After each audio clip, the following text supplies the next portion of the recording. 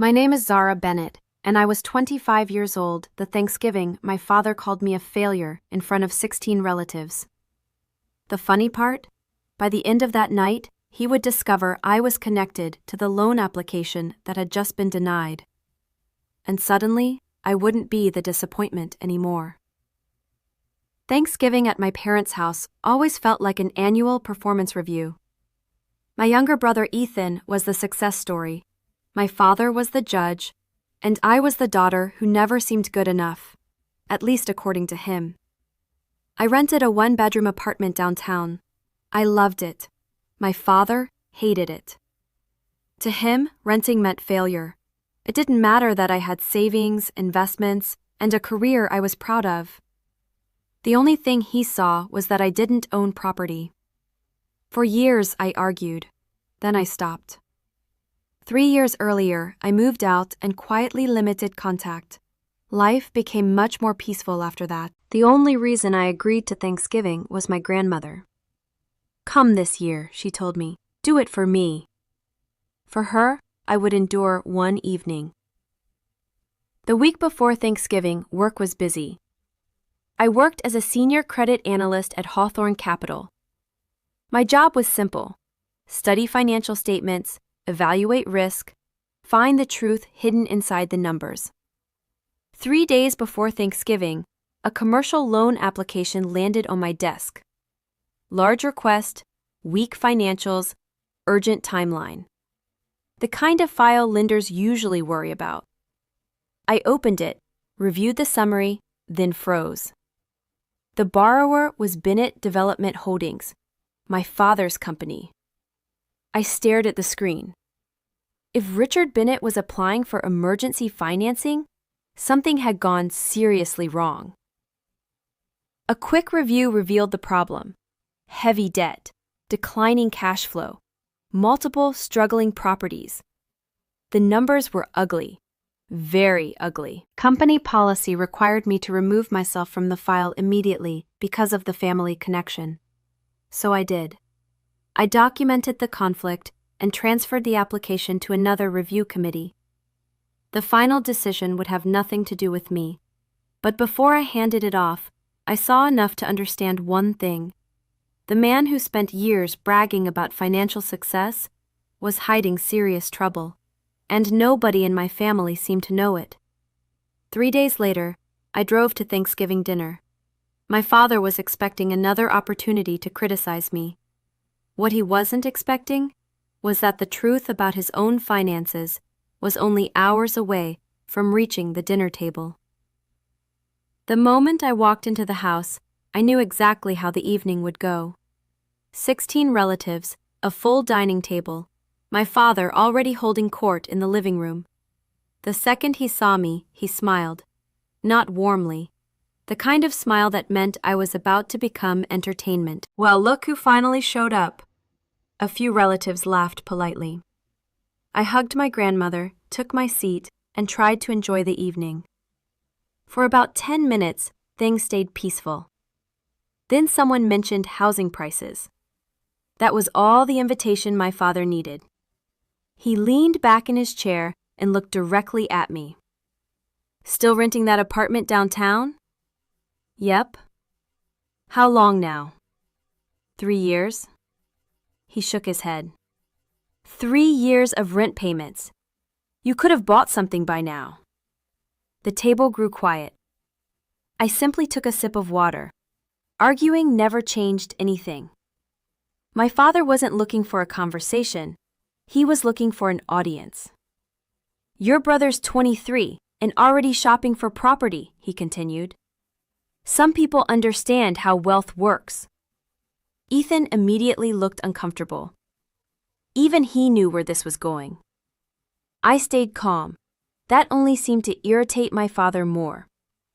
Dinner continued, but he kept returning to the same topic: property, ownership, success, failure. Every road somehow led back to me. By dessert, he had a full audience, so he decided to make it official. He stood and raised his glass. "Family is about building something that lasts." Everyone looked up. Then he turned toward me. Some people build assets, he gestured toward Ethan. Others build excuses. The room went silent. My grandmother frowned. My mother looked down. Nobody said a word. My father smiled, enjoying the moment. Then he delivered the line he'd probably been waiting all night to say. At 25, Zara still rents a tiny apartment, while everyone else is moving forward. A few relatives shifted uncomfortably. He wasn't finished. If she spent half as much energy building wealth as she spends pretending she's successful, she'd actually own something by now. The words hung in the air. Normally, that would have been the part where I defended myself. Not this time. Because while he was busy mocking my apartment, my phone vibrated. Once. Then again. A notification from Hawthorne Capital. The final loan decision had been issued. I already knew what the answer would be. The numbers had made that obvious days ago. I glanced at the screen and quietly placed the phone face down on the table. That tiny movement caught my father's attention immediately. "What could possibly be so important?" he asked. "Work. Work can wait." I smiled slightly. So can curiosity. A couple of cousins almost laughed. My father didn't. His eyes narrowed. He wanted a fight. I wasn't giving him one. The room felt different now, like something was coming. My father sensed it too. Then, in a moment that would change the entire night, he reached toward my phone and picked it up. My father stared at the phone for several seconds. The notification banner had already disappeared. Most people would have ignored it. Richard Bennett was not most people. Control was his favorite hobby. If something happened in his house, he believed it belonged to him, including other people's business, especially mine. "What was that notification?" he asked. I cut another piece of pie. "Work? Work can wait." I shrugged. So can curiosity. A few cousins almost laughed. My father didn't. His jaw tightened. For years that reaction would have made me nervous. Not anymore, because confidence changes when it no longer depends on someone else's approval. He leaned forward. "What exactly do you do all day anyway?" The question sounded innocent. It wasn't. My father knew where I worked. He just never bothered learning what I actually did. The details had never interested him. Only the salary. Only the title. Only whether he could brag about it or criticize it. "I'm a senior credit analyst." He waved a dismissive hand. "Sounds impressive." The room went quiet again. Everyone could hear the insult hiding underneath. My grandmother sighed heavily. "Ethan," my father continued, turning away from me, "that's why you need real assets. Jobs come and go. Property stays." I nearly choked on my coffee. Property stays. If only he knew. Across the table, Ethan suddenly looked uncomfortable, more uncomfortable than before. He glanced at me, then at our father, then back down. Something was bothering him. Something bigger than this conversation. I made a mental note. Before I could think about it further, my father reached across the table and grabbed my phone. The entire room froze. "Dad," Ethan said immediately, "don't." My father ignored him. "Richard," my grandmother snapped, "put that back." Still he ignored her, because in his mind, he wasn't crossing a line, he was proving a point. I didn't move, didn't reach for the phone, didn't argue. That surprised him. The screen lit up in his hand. His confident expression remained for exactly 2 seconds. Then it changed. His eyes narrowed. He looked closer, read again, and again. The room waited. Nobody knew what he was seeing. Nobody except me. The message wasn't long, just a summary notification. Internal decision notice. Borrower, Bennett Development Holdings. Decision, declined. Final committee review completed. For a moment he simply stared. His face lost color. Not all at once. Slowly, like water draining from a sink. My mother noticed first. Richard? No response. He kept reading, then scrolling, then reading again. My brother suddenly looked sick, because unlike everyone else, Ethan knew. He had discovered pieces of the truth months earlier. Not everything, but enough. Enough to know their finances weren't healthy. Enough to know our father had been hiding problems. Enough to know this notification was dangerous. What's wrong? My mother asked. Still no answer. The room had become unnaturally quiet. The football game in the other room sounded miles away. My father finally looked up, straight at me. What is this? His voice was different now, smaller. I met his eyes calmly. A loan decision. Why is our company name on your phone? Several relatives exchanged confused looks. Company? Loan? What company? What loan? The questions started spreading around the table. I folded my hands. Because the application came through my firm. The silence that followed felt endless. What application? My mother asked. Nobody answered her.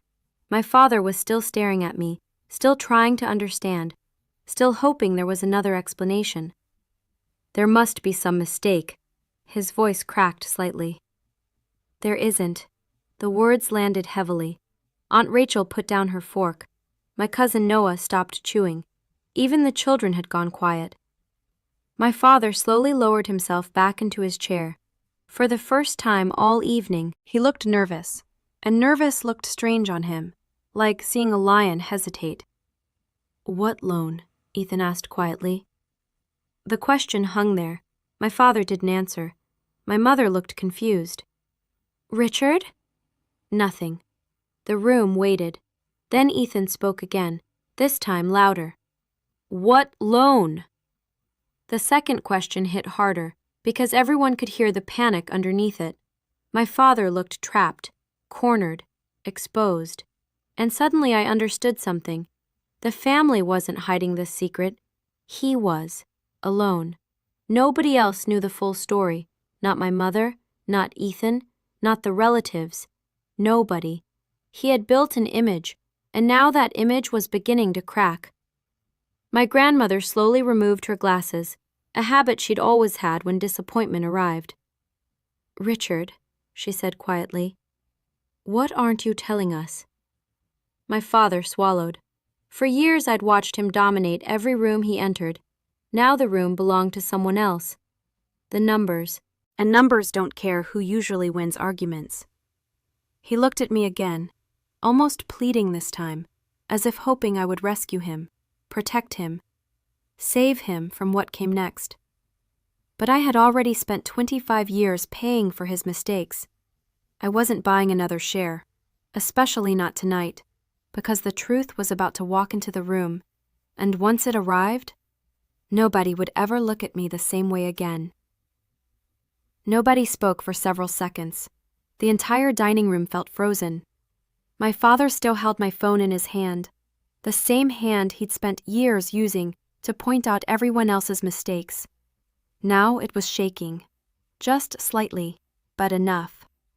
My mother noticed. So did Ethan. So did I. Richard, my grandmother's voice cut through the silence. What loan? This time there was nowhere for him to hide. My father looked around the table, searching for an escape, finding none. Finally he cleared his throat. It's temporary. That was his answer, not an explanation, not the truth, just the first lie that came to mind. My grandmother folded her arms. Temporary what? My father stared at the table. The company needed financing. The room erupted with questions. What company? Financing for what? Is something wrong? My mother looked completely blindsided, because she was. She hadn't known, at least not the full story. I could see it in her face. The confusion wasn't an act. For years she'd trusted my father to handle everything financial. Now she was discovering exactly how dangerous that trust had been. My father finally looked at me and made the biggest mistake of the night. He tried to blame me. You should have told me. The room went silent again. I almost laughed. You never asked. His face reddened. You knew. I knew 3 days ago. You work there. I recused myself immediately. Several relatives looked confused. What does that mean? Aunt Rachel asked. It means I removed myself from the file because it was a conflict of interest. My grandmother nodded approvingly. She understood. My father did too, which made him even angrier. You could have helped. There it was. Not an apology, not accountability, a request. The same request people make when consequences finally arrive. Help me, fix it, save me. I shook my head. No. The word landed hard. The room stared. My father looked genuinely shocked, as though saying no was something I wasn't allowed to do. As a lender, I said calmly, the file didn't work. What does that mean? This time the question came from my mother. I looked at her, then at everyone else. If the truth was coming out, it needed to come out completely. The company owes significantly more than it's bringing in. My father shifted uncomfortably. I continued. There are multiple properties operating at a loss. Several relatives exchanged worried looks. What properties? Ethan asked. My father still wouldn't answer, so I did. The shopping plaza, the warehouse, the office complex. Every property name hit like a hammer, because everyone knew those properties. My father bragged about them constantly. They were his trophies, his proof of success, his evidence that he was smarter than everyone else, or so he thought. That's impossible, one cousin whispered. I looked directly at my father. Is it?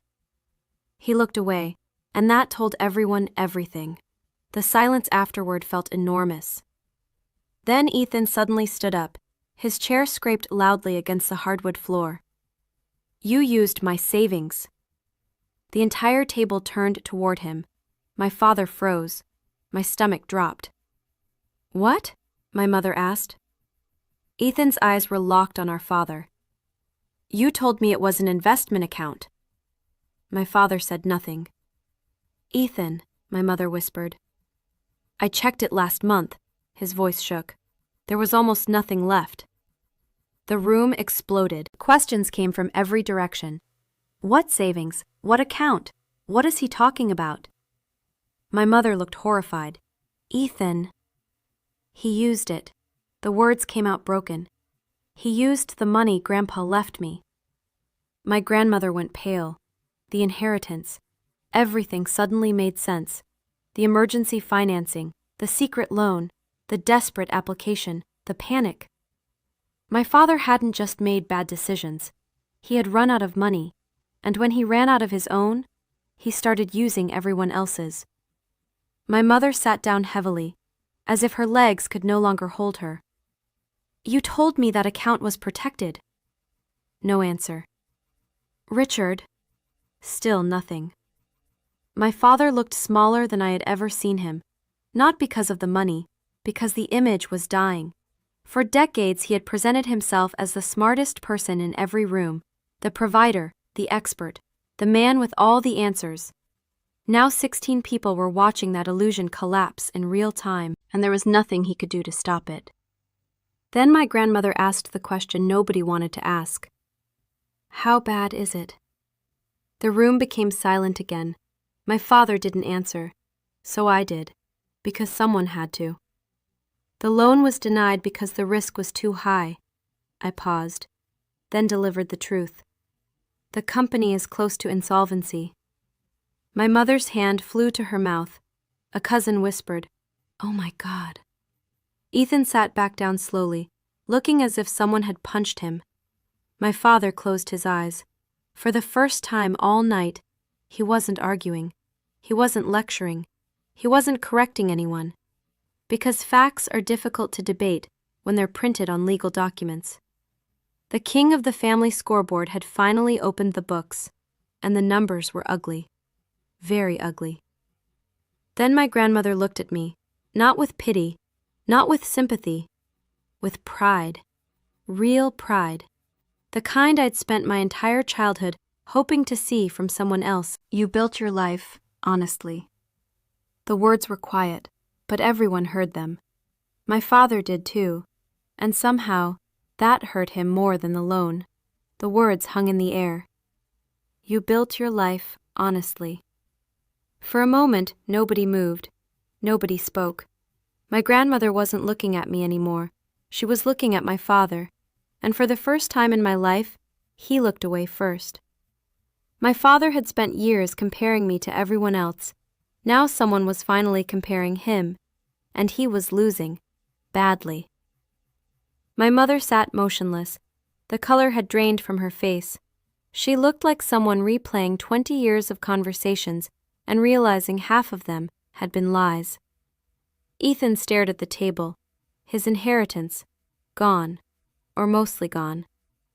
My father rubbed both hands across his face. The confident businessman had disappeared. In his place sat a tired man who had run out of explanations. Then my mother spoke, quietly. How long? Nobody answered. She looked directly at him. How long have we been in trouble? My father swallowed. A while. A while? Her voice cracked. A month? A year? Still nothing. Then he finally whispered, almost 3 years. The room erupted. 3 years. 3 years of pretending. 3 years of bragging. 3 years of criticizing everyone else's choices. 3 years of acting like he had everything under control. My mother looked devastated. You lied to me for 3 years. It wasn't like that. Then tell me what it was like. For once he had no speech prepared, no lecture, no clever answer, just silence. My grandmother slowly stood. At 78 years old, she was still the strongest person in the room. You spent years judging that girl, she pointed toward me. Years. Nobody interrupted. Nobody dared. You mocked her apartment. You mocked her career. You mocked her choices. Her voice grew harder. And all that time she was the only one managing money responsibly. The truth hit harder because it came from her. My father lowered his head. The room felt different now. Not hostile, just honest. Finally honest. Then Ethan looked at me. Did you really know? I nodded. 3 days ago. And you couldn't do anything? No. That answer seemed to comfort him, because he knew me. He knew I wouldn't lie. I wouldn't bend rules, not even for family, especially not for family. My father suddenly laughed, a strange laugh, short, bitter, the kind people make when reality finally catches them. You know what's funny? Nobody answered. He stared at the table. I spent years thinking I was teaching everyone how to succeed. The room stayed silent.